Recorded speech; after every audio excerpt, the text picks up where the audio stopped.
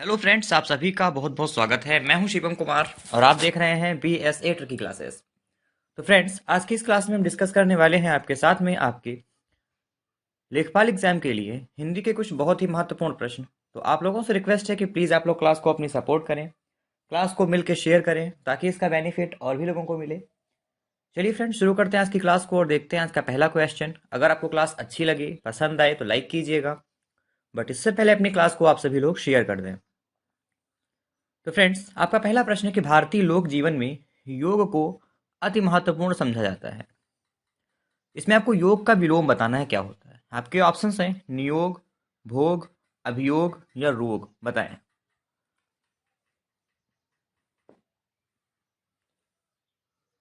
देखिए, योग का विलोम हमारा होता है भोग। क्या होता है? योग का जो विलोम होता है ये हमारा भोग होता है। इसके अलावा रोग, रोग का विलोम हमारा निरोग होता है। ओके, इस क्वेश्चन का राइट आंसर हमारा ऑप्शन बी हो जाएगा, भोग। अगला प्रश्न है आपके सामने कि उसका उत्तरीय उस पर बहुत जंच रहा था। तो फ्रेंड्स, उसका उत्तरीय उस पर बहुत जच रहा था। उत्तरीय जो रेखांकित है इसका विलोम बताएं क्या होता है। आपके ऑप्शंस हैं टोपी, साड़ी, कोट या अधोवस्त्र।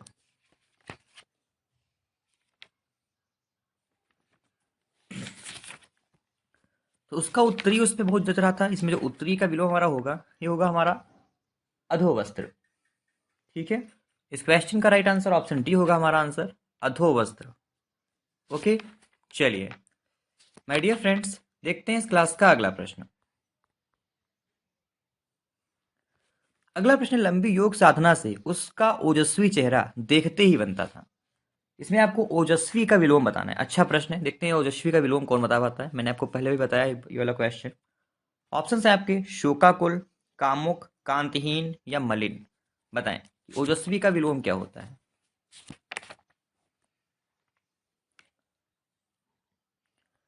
तो ओजस्वी का विलोम हमारा होता है कांतिहीन। ओके, इस क्वेश्चन का राइट आंसर हमारा ऑप्शन सी होगा आंसर। ओजस्वी का विलोम क्या होता है? कांतिहीन, यानी कि निस्तेज भी इसको बोलते हैं। क्या बोलते हैं इसको? निस्तेज भी बोलते हैं। ओके, चलिए इसके अलावा मलिन। ठीक है, ये बहुत एग्जाम में पूछा जाता है मलिन वर्ड। मलिन का विलोम क्या होता है? पवित्र।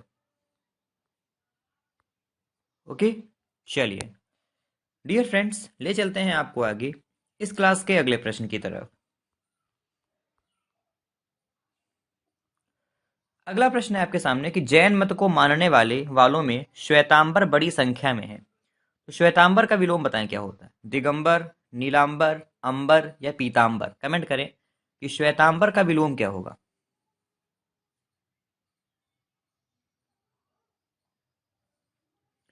तो श्वेतांबर और दिगंबर, ठीक है, ये जैन मत के मानने वाले दो गुट हैं।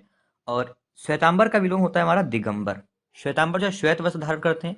इसके बाद दिगंबर का अर्थ होता है दिशाएं ही हैं जिनका वस्त्र। पूछता है एग्जाम में कि दिशाएं ही हैं जिनका वस्त्र, इसके लिए एक शब्द क्या होगा, तो इनको दिगंबर बोलते हैं। ठीक है, अब बताएं अंबर का विलोम क्या होता है। ठीक है, अगर अंबर की बात करें, ठीक है, अंबर का अर्थ क्या होता है? आकाश। आप समझिएगा, अगर इसमें जो वर्ड्स पे डिपेंड करता है कि किस प्रकार का जो वर्ड है तो उसका विलोम क्या होगा। अगर अंबर की बात करें तो हमारा जो इसका विलोम होगा ये होगा अवनी। ओके, आकाश की बात करें तो पाताल। ठीक है, आसमान की बात करें तो धरती। ठीक है, इस प्रकार से बनता है। हालांकि सबका अर्थ एक ही होता है, लेकिन जो है मैटर ये है कि किस प्रकार के वर्ड आपसे पूछ रहा है। अगर तत्सम तद्भव में पूछते तो आप, अगर तत्सम में पूछते तत्सम में आंसर देंगे, तद्भव में पूछे तद्भव में आंसर देंगे। ठीक है ना, इस प्रकार से पूछेगा। ठीक है, चलिए जैसे तत्सम में पूछा गया था। अगला प्रश्न है आपके सामने कि उस कृपण व्यक्ति के चर्चे दूर दराज तक होने लगे। कृपण, कृपण का विलोम बताएं क्या होता है। आपके ऑप्शंस हैं अर्पण, दानी, तर्पण या शूरवीर।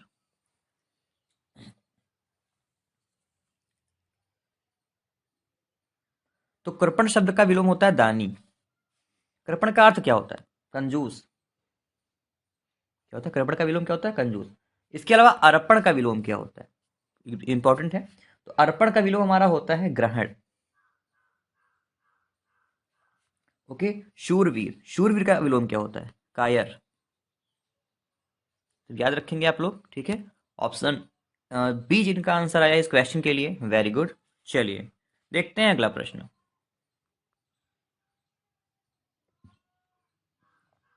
अगला प्रश्न है कि ज्येष्ठ, तो ज्येष्ठ मास में निर्जला एकादशी का व्रत बहुत कठिन होता है, ज्येष्ठ का विलोम बताएं क्या होगा। आपके ऑप्शंस हैं श्रेष्ठ, आदर्श, हीन या कनिष्ठ। बताएं कि ज्येष्ठ का विलोम क्या होगा।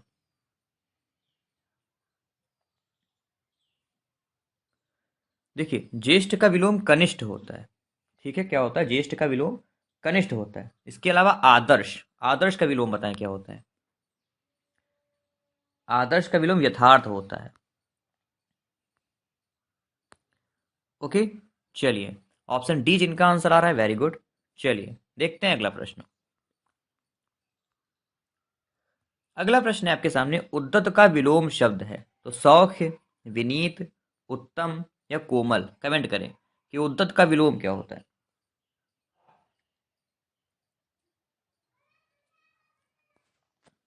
उद्दत का विलोम विनीत होता है। ठीक है, इसके अलावा उत्तम का विलोम बताएं क्या होता है। वेरी गुड, उत्तम का विलोम होता है हमारा अधम। इसके अलावा कोमल का विलोम क्या होता है। कोमल का विलोम होता है कठोर। क्लियर, ऑप्शन बी जिनका आंसर आ रहा है बिल्कुल सही उत्तर है उनका। चलिए आपका अगला प्रश्न फ्रेंड्स कि विपरीतार्थक शब्द चुनिए, तो शोषक। कमेंट करें शोषक का विलोम क्या होगा। शोषित, पोषक, पोषक या शोषण। तो वर्तनी भी आप ध्यान से देखेंगे प्रत्येक क्वेश्चन में जो पूछता है एग्जाम में आपके। इसके अलावा आपको शोषक का विलोम बताना है। तो शोषक का विलोम हमारा होता है पोषक। शोषक अर्थात शोषण करने वाला, पोषक इसका होता है विलोम। ठीक है, इसके अलावा शोषित का होता है पोषित। क्लियर, चलिए देखते हैं इस क्लास का अगला प्रश्न। साथियों अगला प्रश्न है आपके साथ में कि प्रसारण का विलोम शब्द है।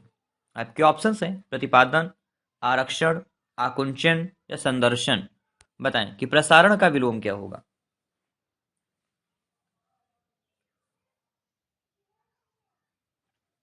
तो प्रसारण का विलोम होता है हमारा आकुंचन। ओके, इस क्वेश्चन का right answer friends option C होगा हमारा आंसर। तो प्रसारण का विलोम क्या होता है, ये हमारा आकुंचन होता है। ओके, ऑप्शन सी जिनका आंसर आया है इस क्वेश्चन के लिए बिल्कुल सही उत्तर है उनका। इसके अलावा आरक्षण का विलोम बताएं क्या होता है। तो आरक्षण का विलोम हमारा होता है अनारक्षण। ठीक है, क्या होता है अनारक्षण। चलिए देखते हैं इस क्लास का अगला प्रश्न।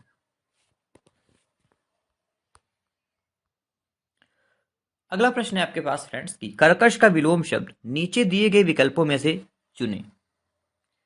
तो कर्कश का विलोम बताएं। कठोर, विवेकी, मधुर, विक्रम।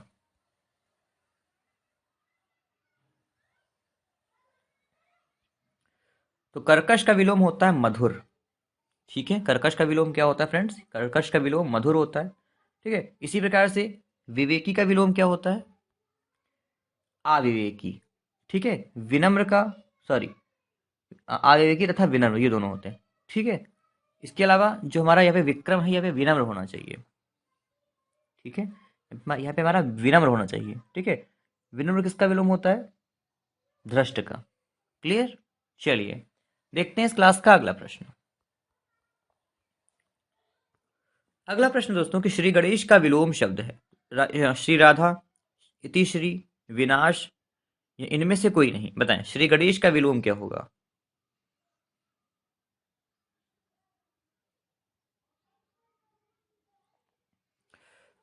तो श्री गणेश का विलोम होता है हमारा इतिश्री।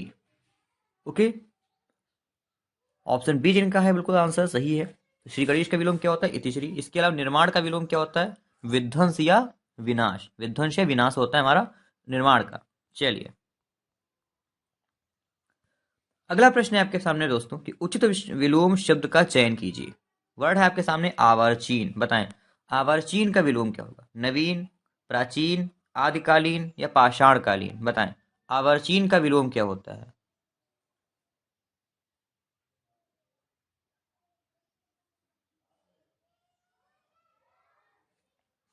तो आवर्चीन का विलोम होता है हमारा प्राचीन। इस क्वेश्चन का right answer friends option B होगा हमारा आंसर। तो अर्वाचीन का विलोम क्या होता है? प्राचीन होता है। ठीक है, चलिए देखते हैं इस क्लास का अगला प्रश्न।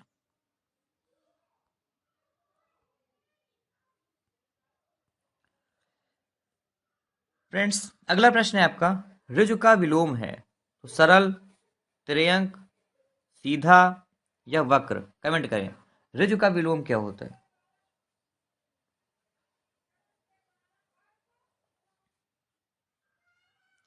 तो ऋजु का विलोम होता है वक्र। ठीक है, सरल का विलोम क्या होता है? कठिन। ठीक है, इसके अलावा कुटिल भी होता है, और सीधा का होता है टेढ़ा या उल्टा। ओके, ऑप्शन डी जिनका आंसर आया इस क्वेश्चन के लिए, वेरी गुड। चलिए, तो अब हम देखते हैं इस क्लास का अगला प्रश्न।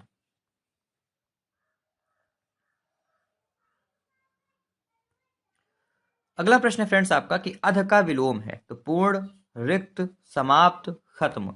इनमें से बताएं कि अध का विलोम क्या होता है? देखिए, इनमें से कोई ऑप्शन हमारा सही नहीं होगा, समझिएगा इस क्वेश्चन को। अध का जो हमारा विलोम होता है ये ऊपर ही होता है। क्या होता है? ऊपर ही, याद रखेंगे।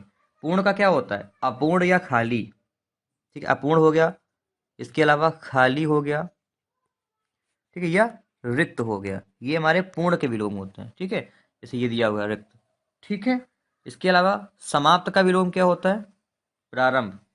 ठीक है, और खत्म का शुरू। तो ये देखिए, चीज एक ही निकल रही है समाप्त और आरंभ में और खत्म में, लेकिन आपको ये डिसाइड करना होता है कि किस वर्ड के लिए कौन सा वर्ड सुटेबल है। तो इसको आप ध्यान में रखेंगे। ठीक है, मैं आपसे थर्ड टाइम बता रहा हूँ ये।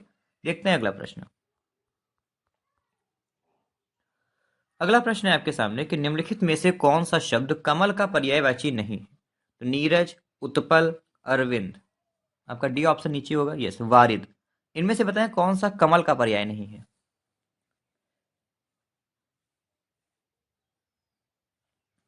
वारिद। ओके, तो वारिद हमारा बादल का पर्यायवाची होता है। बाकी नीरज, उत्पल, अरविंद, जलज, ठीक है ना, ये सभी हमारे पर्यायवाची होते हैं कमल के। तो अब कुछ पर्यायवाची से संबंधित प्रश्न डिस्कस होने जा रहे हैं। अभी तक हम लोग डिस्कस कर रहे थे विलोम शब्द। चलिए, तो अब हम ले चलते हैं फ्रेंड्स आपको आगे इस क्लास के अगले प्रश्न की तरफ। अगला प्रश्न है कि निम्नलिखित में से कौन सा शब्द सूर्य का पर्यायवाची नहीं है? तो दिनकर, दिवाकर, हिमकर या प्रभाकर। इनमें से फ्रेंड्स कौन सा शब्द सूर्य का पर्यायवाची नहीं है?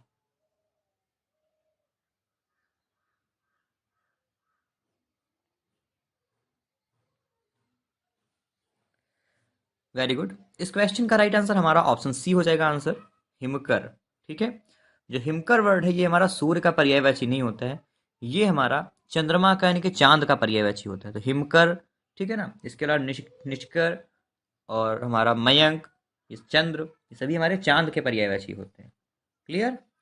सूर्य के पर्यायवाची कौन कौन से होते हैं? कुछ इंपॉर्टेंट है, डिस्कस करते हैं। एक तो हमारा अर्क होता है, बहुत लोग सोना को अर्क का समझते हैं, लेकिन ये हमारा सूर्य का पर्यायवाची होता है।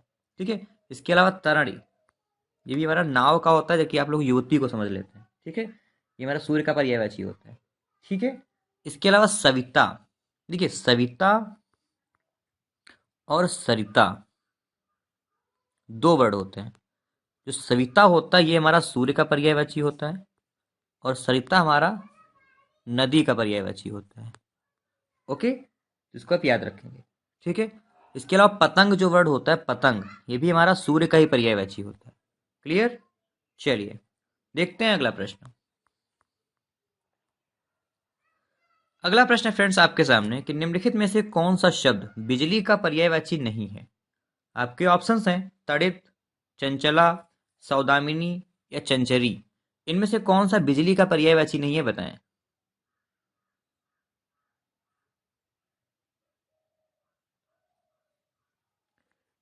अच्छा प्रश्न समझिएगा, बिजली का पर्यायवाची चंचरी नहीं होता है। चंचरी पर्यायवाची होता किसका है? भौरी का, जिसको भ्रमरी भी बोलते हैं। ठीक है, भौरा का स्त्रीलिंग। ठीक है, भौरी या भ्रमरी। इसके अलावा तड़ित, चंचला, सौदामिनी, ठीक है, चंचला, विद्युत, ये सभी हमारे बिजली के पर्यायवाची होते हैं। क्लियर? चलिए, आशा करेंगे दोस्तों क्लास आपको समझ में आ रही होगी। बेस्ट आपको हम देने का प्रयास कर रहे हैं। तो आप लोग प्लीज़ अपनी क्लास को शेयर करें ताकि इसका बेनिफिट और भी लोगों को मिलता रहे। ठीक है, क्लास को सपोर्ट करें। आपकी वैकेंसीज भी आ गई हैं। चलिए देखते हैं अगला प्रश्न।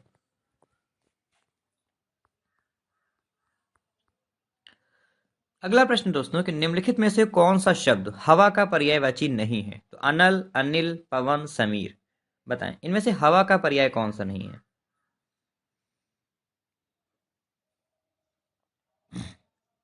देखिए, इस प्रश्न का सही उत्तर होगा हमारा ऑप्शन ए, अनल। तो अनल हमारा हवा का नहीं, ये हमारा आग का पर्यायवाची होता है। ठीक है, आग, अग्नि, ज्वाला, ठीक है, ये सभी हमारे आग के पर्यायवाची होते हैं। और हवा के पर्यायवाची कौन कौन से होते हैं? अनिल, पवन, समीर, ठीक है, इसके अलावा वायु, ठीक है, प्राणदा, ये सभी हमारे हवा के पर्यायवाची होते हैं। क्लियर? चलिए देखते हैं इस क्लास का अगला प्रश्न।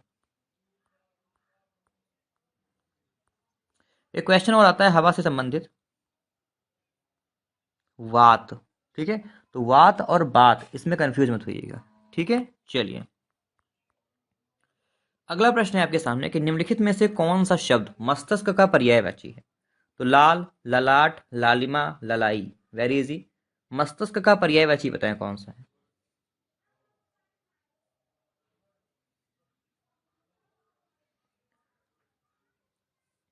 चलिए, इस क्वेश्चन का राइट आंसर हो जाएगा ऑप्शन बी, ललाट। ठीक है, तो ललाट हमारा मस्तिष्क का पर्यायवाची होता है। इसके अलावा भाल, ठीक है, माथा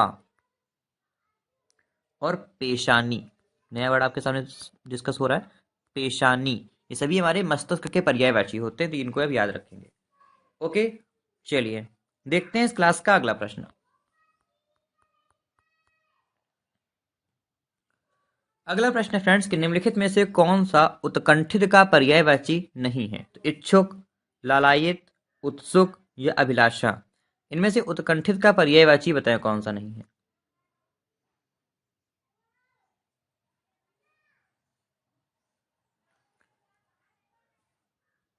इस क्वेश्चन का राइट आंसर हो जाएगा ऑप्शन डी, अभिलाषा। ठीक है, तो उत्कंठित का पर्यायवाची कौन सा नहीं होता है?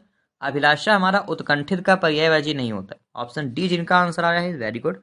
ठीक है, अभिलाषा किसका पर्यायवाची होता है? इच्छा का होता है। ठीक है, इच्छा, तृष्णा, ठीक है, ये सभी होते हैं। तो देखते हैं इस क्लास का अगला प्रश्न। दोस्तों अगला प्रश्न है आपके सामने कि निम्नलिखित में से कौन सा समुद्र का पर्यायवाची नहीं है? आपके ऑप्शंस हैं अम्बुद, पारावार, अर्णव या पयोधी, बताएं इनमें से कौन सा शब्द हमारा समुद्र का पर्यायवाची नहीं है?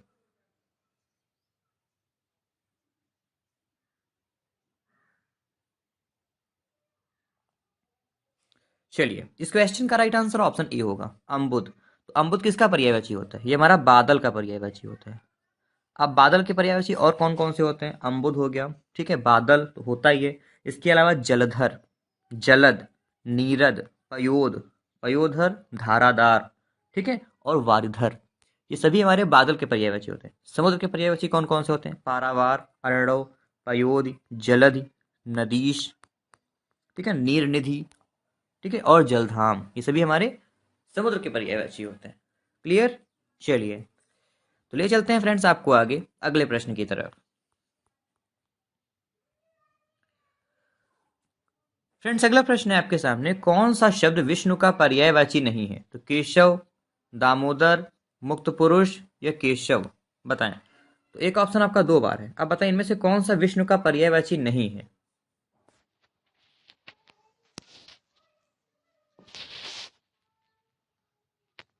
देखिए, केशव, दामोदर, ठीक है ना, मुक्त पुरुष, चक्रपाण, ये सभी हमारे होते हैं। ठीक है, इनमें से हमारे सबके सब जो है विष्णु जी के पर्यायवाची है। ठीक है, इसके अलावा जो है, यस, ऑप्शन डी मुक्त पुरुष नहीं होता है। ठीक है, मुक्त पुरुष हमारा संत का पर्यायवाची होता है। ठीक है, मुक्त पुरुष हो गया, संत हो गया, तपस्वी हो गया, महात्मा हो गया, मनीषी हो गया, ये सभी हमारे संत के पर्यायवाची होते हैं। So option D is the right answer of this question. Clear friends? चलिए देखते हैं अगला प्रश्न। अगला प्रश्न है आपके सामने कि पर्यायवाची नहीं है, तो नालिनी, कैरव, चंद्रप्रिया, किसके पर्यायवाची शब्द हैं? तो देखिए आपके सामने वर्ड जो क्वेश्चन है यहाँ से है, कि नलिनी, कैरव, चंद्रप्रिया ये सब किसके पर्यायवाची शब्द हैं, आपको कमेंट करके बताना है। आपके ऑप्शंस हैं कौमुदी, सौदामिनी, कुमुदनी या कुमुदला।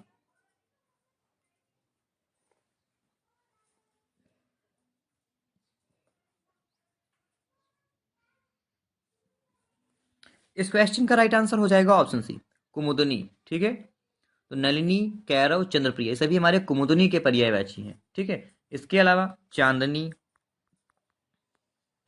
ठीक है ना, चंद्रिका, ठीक है, ये सभी हमारे कुमुदनी के होते हैं। बाकी सौदामिनी किसका पर्यायवाची होता है, बिजली का पर्यायवाची होता है। क्लियर। चलिए देखते हैं फ्रेंड्स इस क्लास का अगला प्रश्न।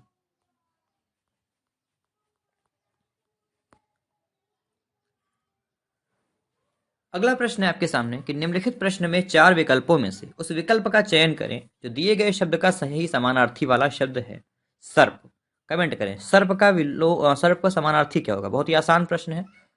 तो फ्रेंड्स आपके ऑप्शंस हैं व्याघ्र, शार्दूल, व्याल, सारंग।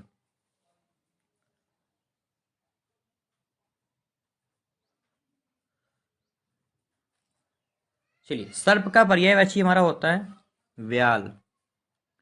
ठीक है, देखिए इसमें जो सारंग है ये भी हमारा सर्प का ही पर्यायवाची होता है। ठीक है, लेकिन व्याल ज्यादा उपयुक्त है, लेकिन याद रखेंगे सारंग भी हमारा सर्प का ही समानार्थी होता है।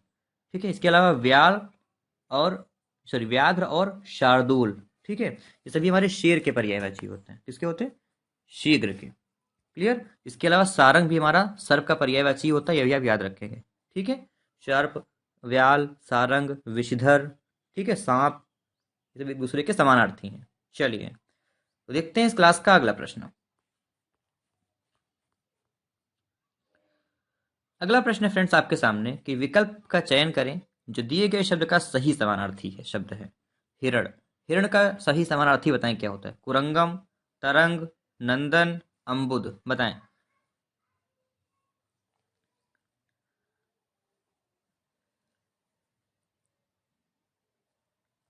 चलिए, तो हिरण का सही समानार्थी हमारा होता है कुरंगम। ओके, क्या होता है, कुरंगम हमारा हिरण का सही समानार्थी शब्द होता है। इसके अलावा मृग, सारंग, ठीक है, सुरभि, ये सभी हमारे हिरण के समानार्थी होते हैं। तरंग किसका पर्यायवाची होता है, लहर का पर्यायवाची होता है। लहर, ऊर्म, वीच ये सभी हमारे तरंग के पर्यायवाची होते हैं। ठीक है, इसके अलावा जो है नंदन, नंदन किसका होता है, कोई बता सकता है। नंदन हमारा पुत्र का पर्यायवाची होता है। ठीक है, पुत्र, वत्स, सुत, ठीक है, ये सभी हमारे नंदन के पर्यायवाची होते हैं। और अम्बुद आप सभी को पता है, अम्बुद हमारा बादल का पर्यायवाची होता है। क्लास अच्छी लग रही है, क्लास को लाइक करें, शेयर करते रहें। देखते हैं अगला प्रश्न। अगला प्रश्न है आपके सामने कि निम्न में से कौन सा हवा का पर्यायवाची नहीं है। ऑप्शंस हैं आपके वायु, समीर, पवन, सलिल। इनमें से कौन सा शब्द हमारा हवा का पर्यायवाची नहीं है, बताएं।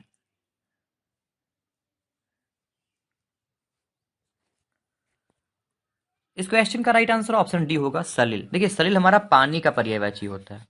ठीक है, पानी, जल, ठीक है ना, ये सभी हमारे सलिल के समानार्थी शब्द होते हैं। इसके अलावा वायु, समीर, पवन ये सभी हमारे हवा के पर्यायवाची होते हैं या वायु के पर्यायवाची होते हैं। वायु, हवा या समीर। क्लियर। चलिए देखते हैं फ्रेंड्स इस क्लास का अगला प्रश्न। अगला प्रश्न है आपका, निम्नलिखित शब्दों में से कौन सा शब्द समुद्र का पर्यायवाची है। तो रत्नाकर, मधुकर, नरपति, दिनकर। इनमें से समुद्र का पर्यायवाची शब्द बताएं कौन सा है।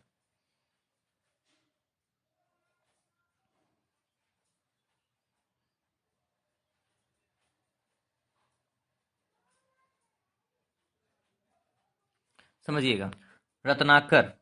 ठीक है, रत्नाकर हमारा समुद्र का पर्यायवाची होता है। मैंने अभी आपको बताया था कि रत्नाकर हो गया, इसके अलावा पारावार हो गया, जलधि हो गया, नदीश हो गया, ये सभी हमारे समुद्र के पर्यायवाची होते हैं। मधुकर किसका पर्यायवाची होता है, ये भ्रमर या भौरे का पर्यायवाची होता है मधुकर। ठीक है, और दिनकर पर्यायवाची किसका होता है, दिनकर हमारा सूर्य का पर्यायवाची होता है। क्लियर। चलिए देखते हैं इस क्लास का अगला प्रश्न।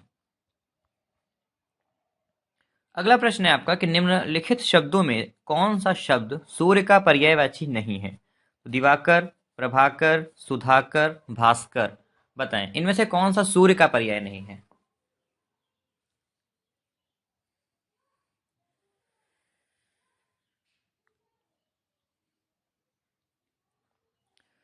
इस क्वेश्चन का राइट आंसर हो जाएगा ऑप्शन सी, सुधाकर। सुधाकर हमारा सूर्य का पर्यायवाची नहीं होता है। सुधाकर हमारा जो है यस, चंद्रमा का पर्यायवाची होता है। ओके। बाकी दिवाकर, प्रभाकर, भास्कर ये सभी हमारे सूर्य के पर्यायवाची होते हैं। अच्छा, आप हमको ये बताएं कि हमारा अंशुमाली किसका पर्यायवाची होता है? अंशुमाली किसका पर्यायवाची होता है, बताएं। ये हमारा सूर्य का ही पर्यायवाची होता है। ठीक है।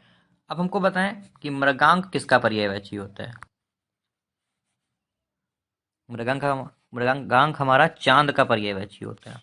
ओके, चलिए अगला प्रश्न है कि तृष्णा का विपरीतार्थक शब्द का चयन करें। आपको विलोम शब्द बताना है।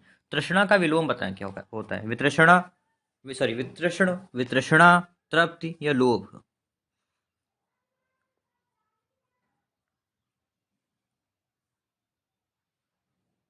देखिए, तृष्णा का विलोम होता है वितृष्णा, वितृष्ण नहीं वितृष्णा होता है। ऑप्शन बी जिनका आंसर है, वेरी गुड। इसके अलावा तृप्ति का विलोम क्या होता है? इंपॉर्टेंट है, तृषा। तृषा हमारा तृप्ति का विलोम होता है। और लोभ हमारा जो है त्याग का विलोम होता है, या लोभ का विलोम त्याग होता है। ओके, चलिए देखते हैं अगला प्रश्न।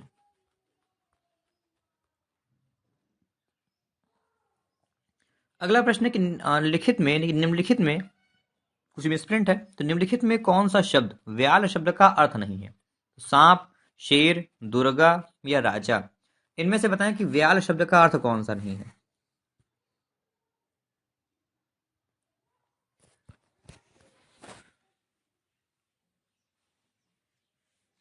तो फ्रेंड्स, इस क्वेश्चन का आंसर आप लोग अपने होमवर्क पे बताएंगे। ठीक है, आपका ये फर्स्ट क्वेश्चन होमवर्क के लिए। इनमें से व्याल, देखिए बहुत अच्छा प्रश्न है, बहुत अभी मैंने आपको समझाया भी था पीछे, इतना डिटेल में समझाते हुए आ रहे हैं तो इसको बता देंगे आप लोग। तो व्याल का अर्थ क्या नहीं होता, इसका आंसर आप लोग अपने होमवर्क में देंगे। देखते हैं अगला प्रश्न। अगला प्रश्न है कि सर्प, मेढक, सिंह, घोड़ा, वानर, हाथी आदि को समझाने वाला शब्द है। तो कौन सा शब्द है जो कि इतने शब्दों को समझा सकता है? आपके ऑप्शन हैं पशु, शिव, कपीश या हरि। कमेंट करें फटाफट से।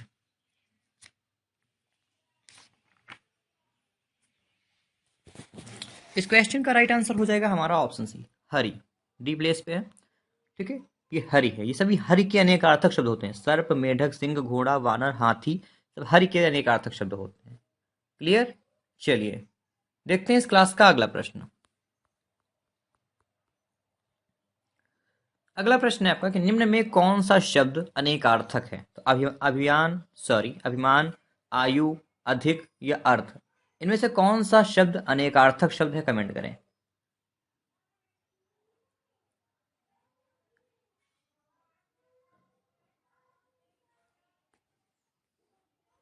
वेरी गुड, अर्थ। अर्थ का अर्थ होता है अर्थ अनेकार्थक। ठीक है, शब्द। इसके अलावा देखिए, अर्थ के कौन कौन से अर्थ होते हैं? एक तो होता है धन, मतलब, ठीक है, अभिप्राय, ठीक है ना, ये सभी हमारे अर्थ के अर्थ होते हैं। क्लियर? चलिए देखते हैं इस क्लास का अगला प्रश्न। अगला प्रश्न है आपका, इनमें मूक का अनेकार्थी शब्द कौन सा नहीं है? ऑप्शंस हैं आपके, गंगा, चुप, शांत या विवश। बताएं इनमें से मूक का अनेकार्थी कौन सा नहीं होता है? मूक अर्थात जो बोल ना सके। ठीक है, मूक का अनेकार्थी कौन सा नहीं है, ये पूछा गया। इस क्वेश्चन का राइट आंसर ऑप्शन डी होगा, विवश। ठीक है, विवश का अर्थ क्या होता है? बाध्य। ठीक है, इसके अलावा गूंगा, चुप और शांत ये सभी हमारे मूक के अनेकार्थी शब्द होते हैं। क्लियर? चलिए देखते हैं फ्रेंड्स इस क्लास का अगला प्रश्न।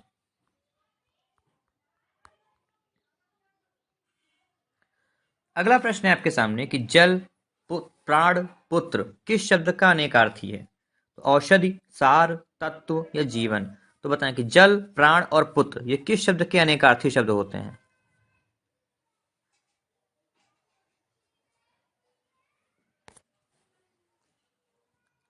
जीवन के। ठीक है, तो पुत्र भी हमारा जीवन का अनेकार्थी शब्द होता है, ये भी आप याद रखेंगे। ठीक है, इसके अलावा औषधि का क्या होता है? दवा होता है। ठीक है, क्या होता है? दवा। तत्व का क्या होता है? निष्कर्ष, रसा, लाभ या धैर्य। ओके, चलिए, और सार का क्या होता है? निष्कर्ष होता है हमारा सार का पर्यायवाची। ओके, चलिए देखते हैं अगला प्रश्न। अगला प्रश्न है आपके सामने कि निम्न विकल्पों में से अनेकार्थक शब्द का चयन कीजिए। तो नासिका, कान, अंग, नेत्र, इनमें से कौन सा एक अनेकार्थी शब्द है?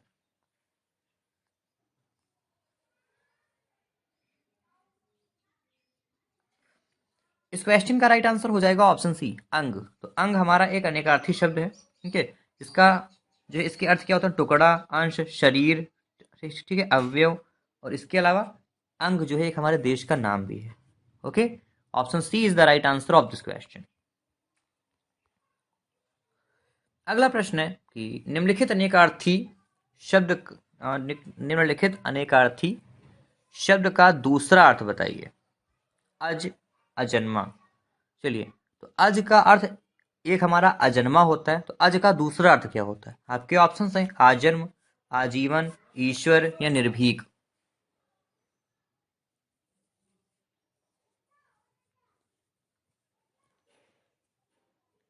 देखिए, अज का एक अर्थ होता है आजन्मा, तो दूसरा अर्थ होता है हमारा ईश्वर। ठीक है, क्योंकि ईश्वर का तो जन्म हुआ नहीं है, इसीलिए ईश्वर हमारा अज का अर्थ होता है। ठीक है, ऑप्शन डी जिनका आंसर आ रहा है, वेरी गुड। चलिए देखते हैं अगला प्रश्न।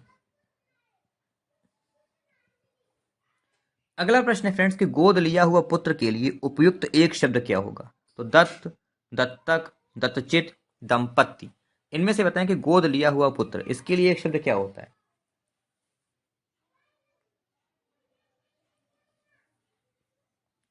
तो गोद लिए हुए पुत्र को दत्तक बोलते हैं। ठीक है, इस क्वेश्चन का राइट आंसर हो जाएगा ऑप्शन सेकंड, गोद लिया हुआ पुत्र, दत्तक, पति पत्नी का जोड़ा, दंपत्ति। ओके, चलिए देखते हैं इस क्लास का अगला प्रश्न। अगला प्रश्न है फ्रेंड्स कि सुशिक्षित में उपसर्ग है, तो पर, उ, सु, इन्हीं तीन में से बताएं कि सुशिक्षित में उपसर्ग कौन सा लगा है?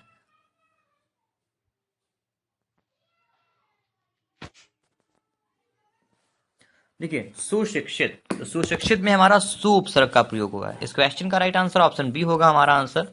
सुशिक्षित में कौन सा उपसर्ग है? ये हमारा सु उपसर्ग लगा हुआ है। क्लियर? सुमिस क्या होता है? अच्छा। सु का अर्थ होता है अच्छा, कु का अर्थ होता है बुरा। ठीक है ना? इसके अलावा बद का भी अर्थ हमारा बुरा ही होता है। ठीक है, सभी उपसर्ग ही हैं, याद रखेंगे। अगला प्रश्न फ्रेंड्स, 19 शब्द में उपसर्ग है, तो उन या उत, इसको आप लोग अपने होमवर्क में बताएंगे। ठीक है, ये आपका होमवर्क है कि 19 शब्द में हमारा उपसर्ग कौन सा है। इस क्वेश्चन का आंसर आप लोग अपने होमवर्क में देंगे। ठीक है डियर फ्रेंड्स, ले चलते हैं आपको इस क्लास के अगले प्रश्न की तरफ।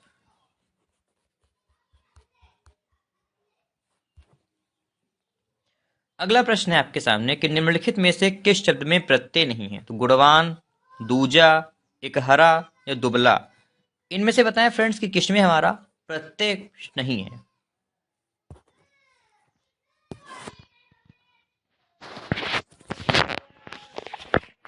इस क्वेश्चन का राइट आंसर हो जाएगा ऑप्शन सी, इकहरा।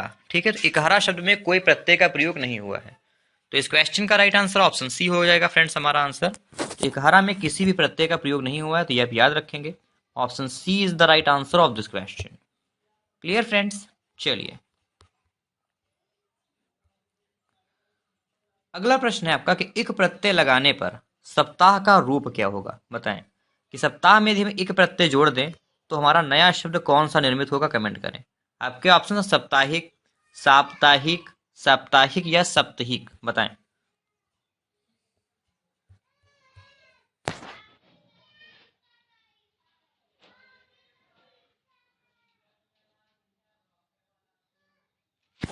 तो ये होता है साप्ताहिक। ठीक है, एक प्रत्यय लगाने पर सप्ताह का कौन सा रूप होगा?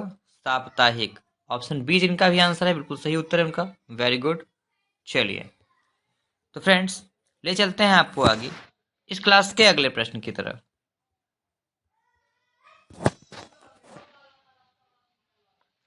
अगला प्रश्न है आपका कि अभ्यागत शब्द में उपसर्ग है, तो अभि, आ, आभ्य या अम्ब, बताएं कि अभ्यागत में हमारा उपसर्ग कौन सा है?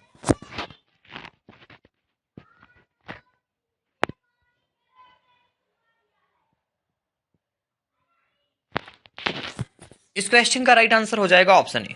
अभी प्लस आगत हमारा अभ्यागत होता है, ठीक है। तो अभी अभ्यागत शब्द में हमारा अभि उपसर्ग का प्रयोग होगा। ओके, अभ्यागत, अभिमान, अभिमानी, ठीक है ना, ये सब में हमारा अभि उपसर्ग का ही प्रयोग होता है।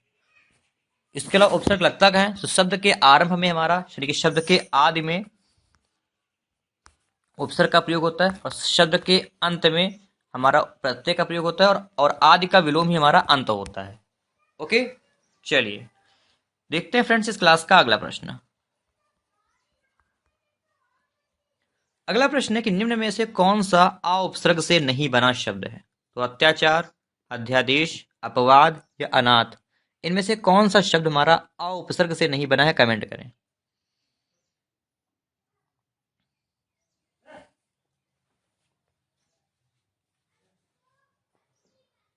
इस क्वेश्चन का राइट आंसर हो जाएगा ऑप्शन बी, अध्यादेश। तो अध्यादेश में हमारा अधि उपसर्ग का प्रयोग हुआ है, ठीक है, इसमें हमारा आ उपसर्ग नहीं लगा हुआ है। ऑप्शन बी जिनका आंसर आ रहा है फ्रेंड्स, बिल्कुल सही उत्तर है उनका, वेरी गुड, अध्यादेश।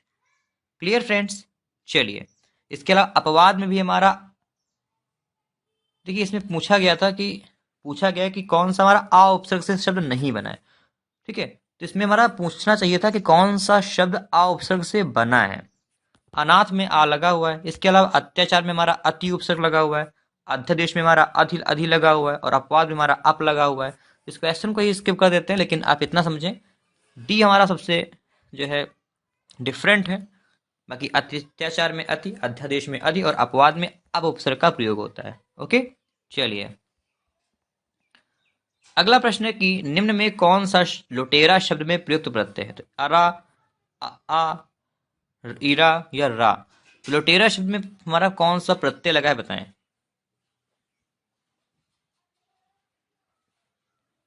ये आपका होमवर्क है, ठीक है। तो लुटेरा शब्द में प्रत्यय कौन सा लगा हुआ है, इसको आप लोग अपने यहाँ बताएंगे होमवर्क में, ठीक है। तो देखते हैं इस क्लास का अगला प्रश्न।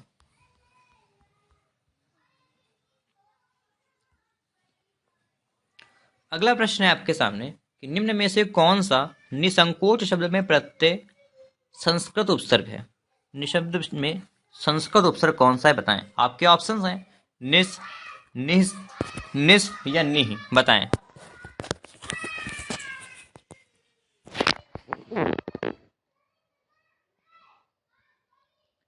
ठीक है, निसंकोच में हमारा नि उपसर्ग का प्रयोग होगा। इस क्वेश्चन का राइट आंसर हमारा ऑप्शन डी होगा आंसर, ठीक है। तो निसंकोच में हमारा नि उपसर्ग का प्रयोग हुआ है। इसके अलावा जो निसंकोच है ये हमारा विसर्ग संधि का उदाहरण होता है। क्लियर, चलिए देखते हैं अगला प्रश्न।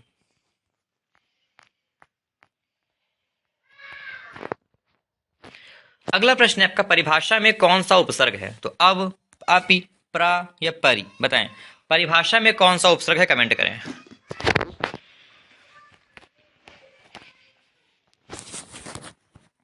परिभाषा में हमारा परि उपसर्ग का प्रयोग हुआ है, ठीक है। इस क्वेश्चन का right answer friends option D होगा हमारा आंसर।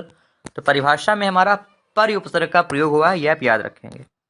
क्लियर फ्रेंड्स, चलिए तो अब हम ले चलते हैं आपको इस क्लास के अगले प्रश्न की तरफ।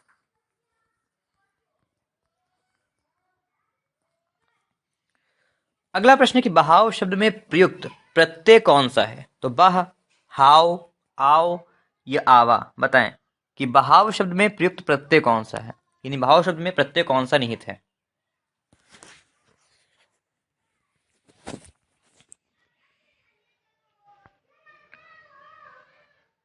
बहाव शब्द में हमारा आओ प्रत्यय है, ठीक है। ऑप्शन सी जिनका आंसर है फ्रेंड्स, बिल्कुल सही उत्तर है उनका, वेरी गुड। तो बहाव शब्द में हमारा आओ प्रत्यय प्रयुक्त हुआ है, याद रखेंगे इसको। चलिए तो अब हम ले चलते हैं आपको आगे इस क्लास के अगले प्रश्न की तरफ।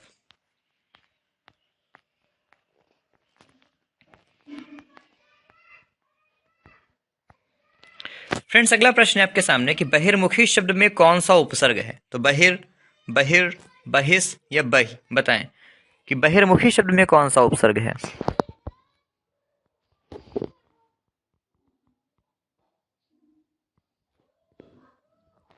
इस क्वेश्चन का राइट आंसर हो जाएगा ऑप्शन ए, बहिर, ठीक है। तो बहिर्मुखी शब्द में हमारा बहिर उपसर्ग का प्रयोग हुआ, याद रखेंगे। ऑप्शन ए जिनका आंसर है, वेरी गुड। चलिए देखते हैं फ्रेंड्स अगला प्रश्न।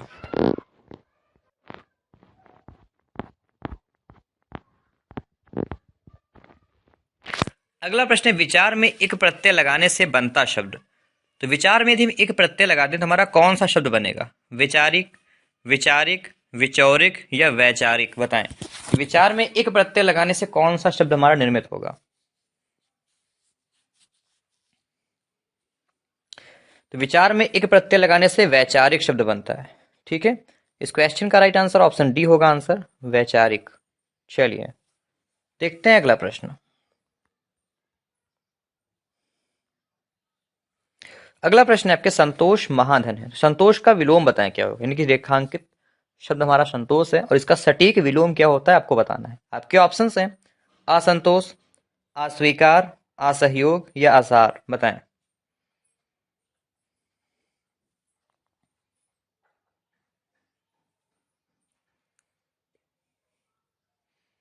तो संतोष का विलोम असंतोष होता है। Okay, clear? Option A is the right answer of this question. संतोष का विलोम क्या होता है? असंतोष। ओके, चलिए अब हम देखते हैं अगला प्रश्न।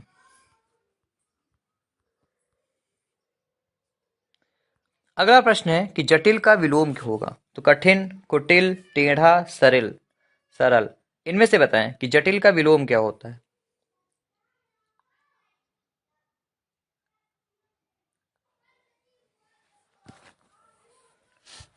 तो जटिल का विलोम होता है सरल। ओके, ठीक है। तो फ्रेंड्स, जटिल का विलोम क्या होता है? ये सरल होता है। ऑप्शन ए जिनका आंसर है, वेरी गुड। चलिए देखते हैं इस क्लास का अगला प्रश्न।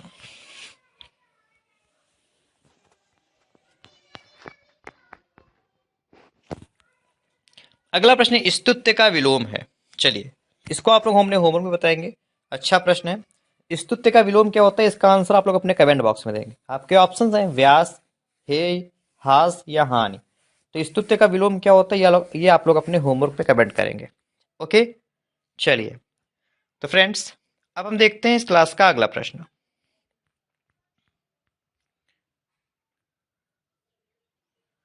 अगला प्रश्न है आपका, जड़ का विलोम है। बताएं जड़ का विलोम क्या होता है? आपके ऑप्शंस हैं जल, विद्वान, मूर्ख या चेतन।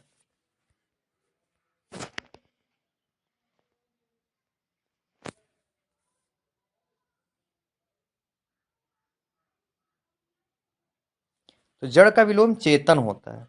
ठीक है, इसके अलावा विद्वान का विलोम क्या होता है? मूर्ख होता है। Option D is the right answer of this question. जड़ का विलोम क्या होगा? चेतन। क्लियर? चलिए तो फटाफट से देखते हैं अगला प्रश्न।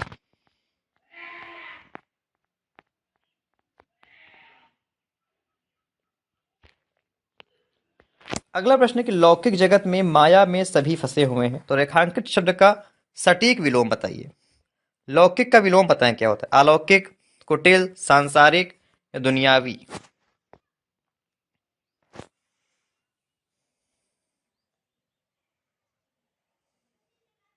ऑप्शन ए अलौकिक। चलिए देखते हैं अगला प्रश्न।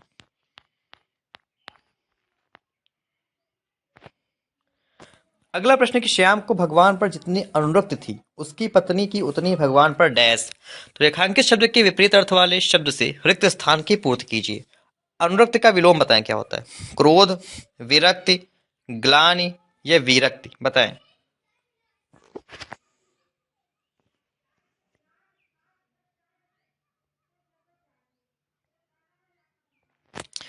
अनुरक्त का विलोम विरक्ति होता है। इस क्वेश्चन का right answer friends option D होगा हमारा आंसर। ठीक है, तो अनुरक्त का विलोम क्या होता है? विरक्ति। ओके, चलिए देखते हैं अगला प्रश्न।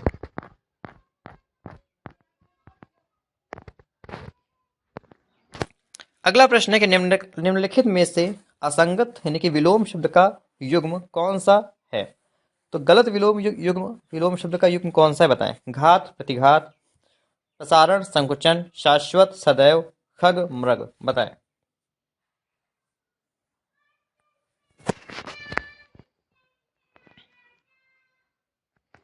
इस क्वेश्चन का राइट आंसर ऑप्शन सी होगा हमारा आंसर, शाश्वत, सदैव। शाश्वत का क्या होता है? ठीक है, नश्वर। ठीक है, शाश्वत का विलोम अर्थ क्या होता है? सदा रहने वाला। ठीक है, सदा रहने वाले को शाश्वत बोलते हैं और इसका विलोम होता है नश्वर। ठीक है, चलिए, यानी कि नाशवान। अगला आपका बहुत इजी क्वेश्चन है कि ऋजु का विलोम है, तो सीधा, त्रिकोण, सरल या वक्र, बताएं ऋजु का विलोम क्या होता है।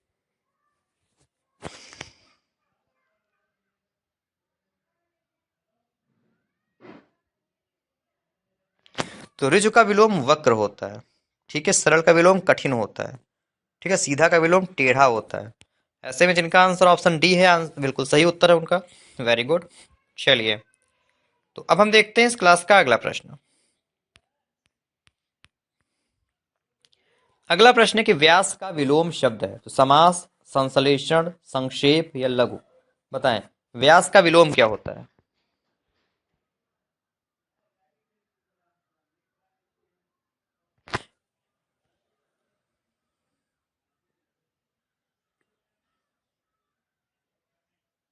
ऑप्शन डी, लघु। ठीक है, लघु का संक्षेप भी होता है। इसके अलावा जो है संश्लेषण का क्या होता है, विश्लेषण होता है। ठीक है, समास का विग्रह होता है। ठीक है, ऑप्शन डी जिनका आंसर है। Very good. चलिए, अगला प्रश्न है आपका, वैमनस्य का विलोम शब्द होगा, तो विमनस्य, सौमनस्य, सुमनस्य या अवमनस्य, बताएं कि वैमनस्य का विलोम क्या होगा।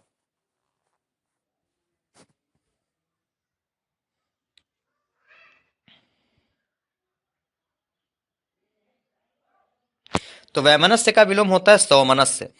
ठीक है, इस क्वेश्चन का राइट आंसर ऑप्शन बी हो जाएगा फ्रेंड्स, हमारा आंसर। तो वैमनस्य का विलोम क्या होता है, याद रखेंगे जो सौमनस्य है ये हमारा वैमनस्य शब्द का विलोम होता है। Option B is the right answer of this question. तो अगला आपका सेम क्वेश्चन है कि पूछा गया है वैमनस्य का विलोम शब्द होगा। देखिए, अभी मैंने आपको बताया कि वैमनस्य का विलोम हमारा सौमनस्य होता है। Okay, so option B is the right answer of this question, सौमनस्य। क्लियर। चलिए, तो अब हम ले चलते हैं आपको इस क्लास के अगले प्रश्न की तरफ।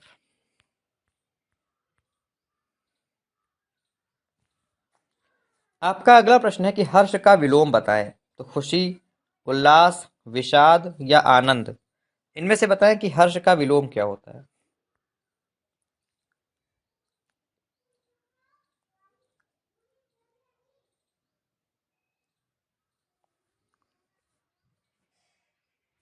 हर्ष का विलोम होता है खुशाद, सॉरी, विषाद। ठीक है, हर्ष का विलोम विषाद होता है। खुशी का विलोम होता है दुख। ठीक है, ऑप्शन बी जिनका आंसर है। Very good. चलिए, देखते हैं अगला प्रश्न। अगला प्रश्न है अशुद्ध पर्यायवाची समूह का चयन करें। अरविंद, कंज, नलिन, नलिन, आगर, निलय, धाम, दस चिमोशक, खनक, पीयूष, सुधा, इंग, इनमें से कौन सा एक गलत समूह है, बताएं। देखिए, इसमें कुछ मिसप्रिंट वर्ड भी दिए गए हैं, इसके लिए इस क्वेश्चन को स्किप कर देते हैं। ठीक है, देखते हैं इस क्लास का अगला प्रश्न। अगला प्रश्न है कि इनमें से कौन सा शब्द अरुण का समानार्थी नहीं है, तो सूर का सारथी, कुमकुम, बिंबा, टीला। ठीक है, अरुण का, देखिए कुछ स्प्रिंट ऑप्शन है, मैं आपको समझा देता हूँ, समझ जाइएगा आप लोग। अरुण हमारा सूर्य का पर्यायवाची होता है। ठीक है, ये सूर्य तो हमारा खैर समझ में आ रहा है। ठीक है, टीला कुछ मिसप्रिंट लग रहा है, बाकी आप इतना याद रखेंगे जो अरुण हमारा है ये सूर्य का पर्यायवाची शब्द होता है। ठीक है, अरुण, सूर्य, मार्तंड, दिवाकर, ठीक है, भानु, ये सभी हमारे सूर्य के पर्यायवाची होते हैं। तो देखते हैं फ्रेंड्स इस क्लास का अगला प्रश्न।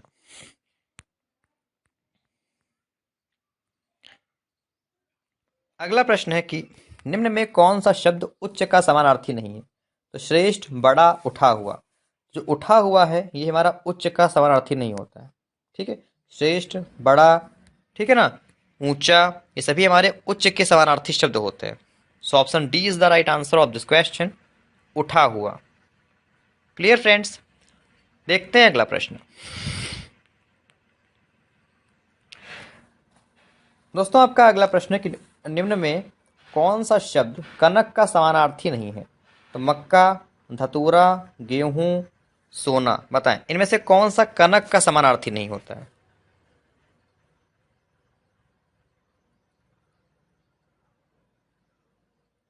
देखिए, सोना, धतूरा तो हमारे समानार्थी होते हैं। इसके अलावा गेहूं का समानार्थी क्या होता है, गोधूम या गोधूम।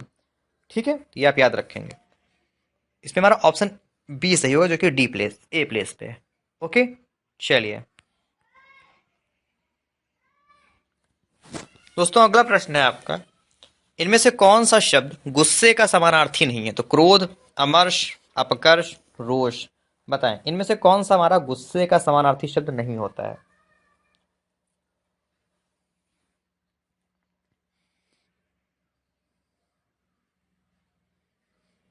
इस क्वेश्चन का राइट आंसर हो जाएगा फ्रेंड्स ऑप्शन सी, अपकर्ष।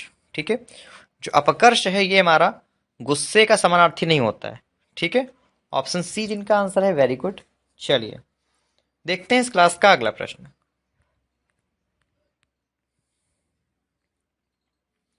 अगला प्रश्न है कि इनमें से कौन सा शब्द मद का समानार्थी नहीं है? तो शिथिल, गर्व, मध्य, नशा। इस क्वेश्चन का आंसर आप लोग अपने होमवर्क में देंगे। ठीक है, तो फ्रेंड्स इनमें से कौन सा एक ऐसा शब्द है जो कि मद का समानार्थी नहीं है? उसका आंसर आपको अपने होमवर्क में देना है।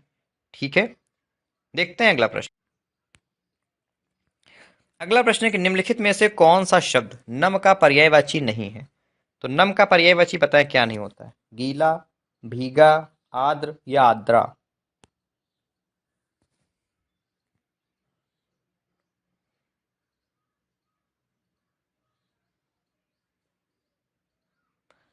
इस क्वेश्चन का राइट आंसर हो जाएगा ऑप्शन डी, आर्द्रा। ठीक है, तो कौन सा शब्द हमारा नम का पर्यायवाची नहीं है? जो आर्द्रा है ये हमारा नम का पर्यायवाची नहीं होता है।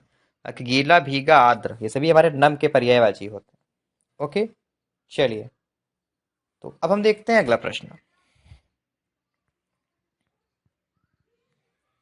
अगला प्रश्न है कि निम्नलिखित में से कौन सा शब्द डर का पर्यायवाची नहीं? इसको भी आप लोग अपने होमवर्क में बताएंगे कि इनमें से कौन सा ऐसा शब्द है जो कि डर का पर्यायवाची नहीं होता है। ओके, चलिए देखते हैं अगला प्रश्न। अगला प्रश्न है फ्रेंड्स कि निम्नलिखित में से कौन सा शब्द पक्षी का पर्यायवाची नहीं है? द्विज, खग, पंथी, विहग। बताएं इनमें से कौन सा पक्षी का पर्यायवाची नहीं है?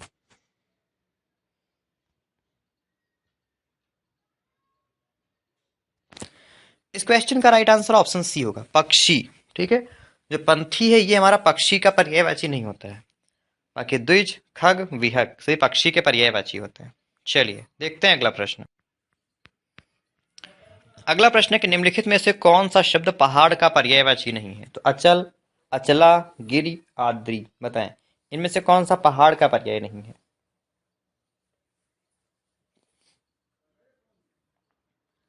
इस क्वेश्चन का राइट आंसर हो जाएगा ऑप्शन बी, अचला। ये हमारा पृथ्वी का पर्यायवाची होता है, अचला। ऑप्शन बी जिनका आंसर आ रहा है, वेरी गुड। चलिए देखते हैं अगला प्रश्न। अगला प्रश्न है कि निम्नलिखित में से कौन सा शब्द बादल का पर्यायवाची नहीं है? तो जलद, तोयज, धन या अभ्र।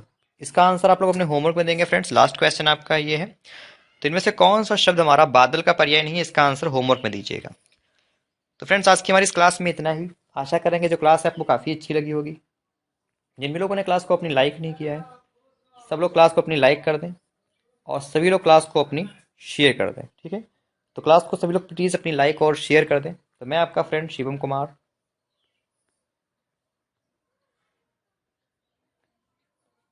मिलता हूँ आपसे आपकी नेक्स्ट क्लास में। तो तब तक के लिए आप लोग अपना ख्याल रखें, सेफ रहें, पढ़ाई करते रहें। Take care friends, bye bye.